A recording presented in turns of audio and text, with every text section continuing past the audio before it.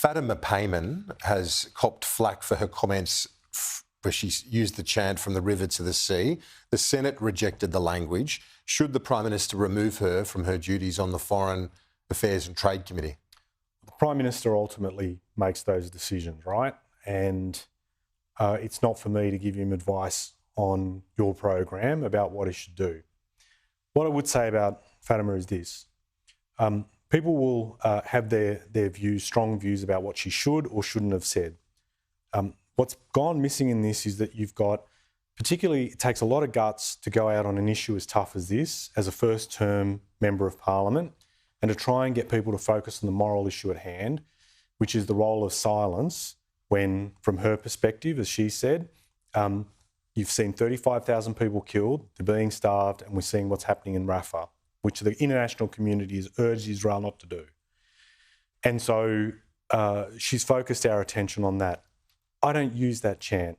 I don't believe that chant is right when Israelis use it or Palestinians use it, because it's designed to limit our ability to get to a two-state solution.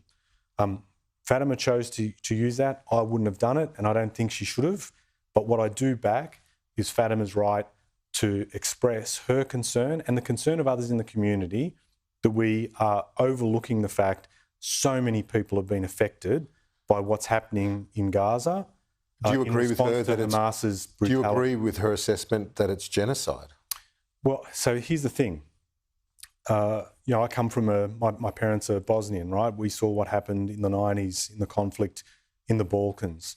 And ultimately, the International Court of Justice made a call about genocide. And there's been in some of the ICJ's determinations so far, when they make that call, they've said there's plausible grounds to believe that that's happening. But I'll leave that to the ICJ to make. You think there's a question mark over that? I just want to make this point. Like Fatima, there are a number of us that will not stop speaking on the issue about the way in which 35,000 Palestinians have been killed by the Israeli government's actions over the course of this campaign in Gaza. And we cannot remain silent on that. As much as the coalition wants to focus on slogans, they have never expressed a view seriously about whether or not they believe that the Israeli government's conduct and their observance of international humanitarian law has been proper. I believe, as I've expressed on Sky, that there's been a systemic failure on this by the Israeli government to observe international humanitarian law. So many journalists have been killed and targeted. You think there's a question mark over the genocide? The genocide question. Question marks. Because you're saying it's the ICJ that needs to decide that. These matters get resolved by the ICJ.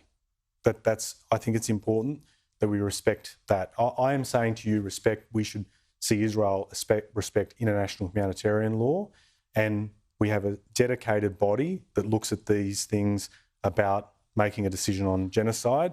I want them to do their work, but I also want us to recognise we're at a moment in time where one of the biggest human catastrophes occurring, and we cannot remain silent on it. Penny Wong said it's hate speech from the river to the sea. Should Senator Payman apologise? As I said to you, I don't use that chant, and I think we've got to a situation where people have expressed their views about what Fatima has said. I understand the huge burden that you can clearly tell Fatima is dealing with, as she said, in terms of it's a very much a conscience issue. I do get that, in particular, my friends in the Jewish community do not like that chant for understandable reason, and it's why I don't want Israelis to use that saying from their point of view, or Palestinians. We've got to get beyond the slogans, get to the heart of what's happening here. The longer-term prospect for peace comes out of a two-state solution in that part of the world. Industry Minister Ed Husic.